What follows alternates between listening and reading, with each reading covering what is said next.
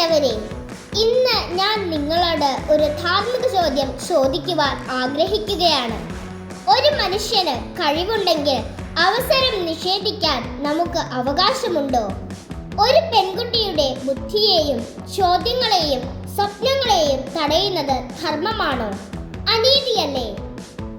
ഭാരതീയ ധാർമ്മിക ദർശനത്തിൽ വിദ്യ സർവത്ര പൂജ്യതേ എന്നാണ് പറയുന്നത്. അറിവ് എവിടെയും പൂജിക്കപ്പെടണം. അറിവിന് ലിംഗഭേദമില്ല. അതുകൊണ്ട് തന്നെ സ്ത്രീകളും പെൺകുട്ടികളും ശാസ്ത്രത്തിലേക്ക് കടന്നു വരുമ്പോൾ അത് സമൂഹത്തിന്റെ ധാർമ്മിക വളർച്ചയെയാണ് സൂചിപ്പിക്കുന്നത്. ഇന്ന് ഇതൊക്കെ പറയാൻ ഒരു കാരണമുണ്ട്.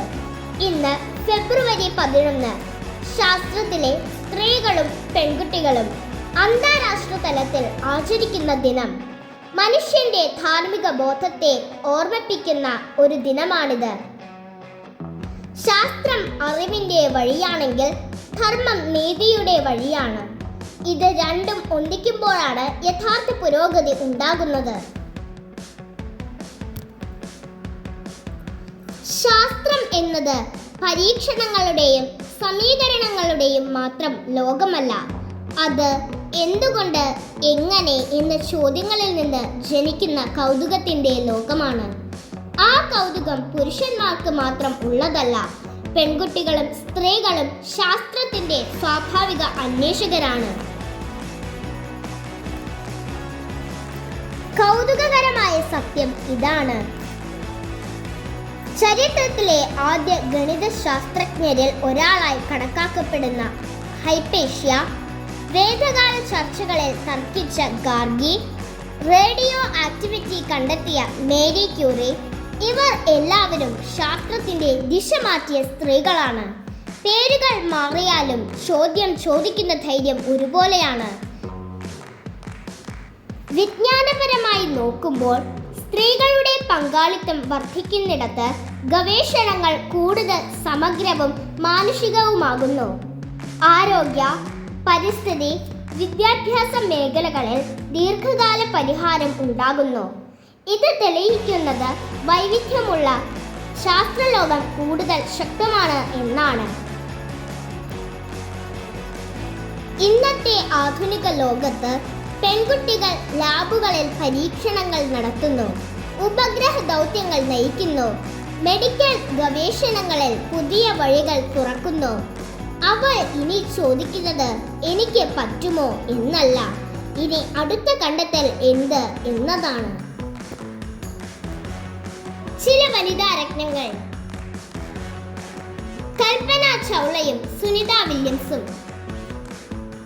സ്വപ്നങ്ങൾക്ക് ആകാശം അതിരല്ല എന്ന ആത്മവിശ്വാസം നൽകി. ടെസി തോമസ്: ഇന്ത്യയുടെ മിസൈൽ സാങ്കേതിക വിദ്യ ശക്തിപ്പെടുത്തിയതിലൂടെ ശാസ്ത്രം ദേശസുരക്ഷയ്ക്കും സമാധാനത്തിനും വേണ്ടിയാകണം എന്ന ഉത്തരവാദിത്വ ബോധം തെളിയിച്ചു. ഗഗൻദീപ് കാംഗ്, ഇന്ദിര ഹിന്ദുജ: ആരോഗ്യശാസ്ത്രത്തിലൂടെ മനുഷ്യജീവൻ രക്ഷിക്കാനുള്ള ഗവേഷണങ്ങൾ നടത്തിയതിലൂടെ ശാസ്ത്രത്തിന്റെ ഏറ്റവും വലിയ ലക്ഷ്യം മനുഷ്യനന്മ ആണെന്ന് ഇവർ തെളിയിച്ചു. അനുരാധ TK, നന്ദിനി ഹരിദാസ്: ISRO ദൗത്യങ്ങളിലൂടെ ഇന്ത്യയുടെ ബഹിരാകാശ നേട്ടങ്ങൾക്ക് നേതൃത്വം നൽകിയതിലൂടെ ശാസ്ത്രത്തിൽ സ്ത്രീകൾ പിന്നണിയിൽ അല്ല, നേതൃത്വത്തിലാണ് എന്ന സന്ദേശം നൽകി. മേരി ക്യൂറി റേഡിയോ ആക്ടിവിറ്റി കണ്ടെത്തി, ക്യാൻസർ ചികിത്സയ്ക്ക് വഴി തുറന്നു. ശാസ്ത്രം മനുഷ്യവേദന കുറയ്ക്കാനാണെന്ന് അവളുടെ ജീവിതം പറഞ്ഞു. റോസാലിൻഡ് ഫ്രാങ്ക്ലിൻ DNA ഘടന കണ്ടെത്തി, അംഗീകാരം കിട്ടിയില്ലെങ്കിലും സത്യത്തിന് വേണ്ടി നിലകൊണ്ട ശാസ്ത്രബുദ്ധി. ജെയിൻ ഗുഡോൾ, റേച്ചൽ കാർസൺ: പ്രകൃതിയെയും ജീവജാലങ്ങളെയും സംരക്ഷിക്കേണ്ടതിന്റെ ശാസ്ത്രീയ ബോധം ലോകത്തിന് നൽകി. ശാസ്ത്രം പ്രകൃതിയോട് ഉത്തരവാദിത്വം ഉള്ളതായിരിക്കണം എന്ന സന്ദേശം നൽകി. ബ്ലേസ് കമ്പ്യൂട്ടർ ശാസ്ത്രത്തിന്റെ അടിത്തറ പാകി. ഇന്നത്തെ ഡിജിറ്റൽ ലോകത്തിന്റെ ആദ്യ ചിന്തക എന്ന നിലയിൽ അറിയപ്പെടുന്നു.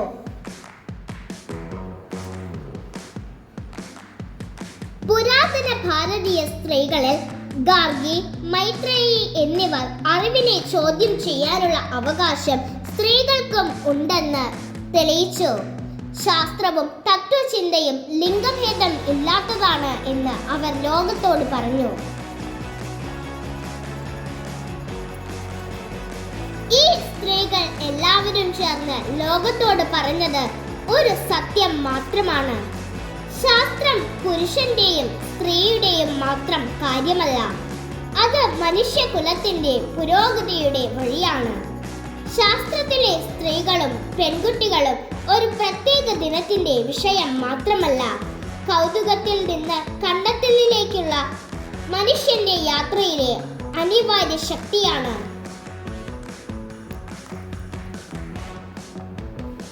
ഒരു പെൺകുട്ടിക്ക് ശാസ്ത്രം പഠിക്കാൻ അവസരം നൽകുമ്പോൾ നാം ഒരു വ്യക്തിയെ മാത്രമല്ല, ഭാവിയുടെ അറിവിനെ തന്നെ വളർത്തുകയാണ്.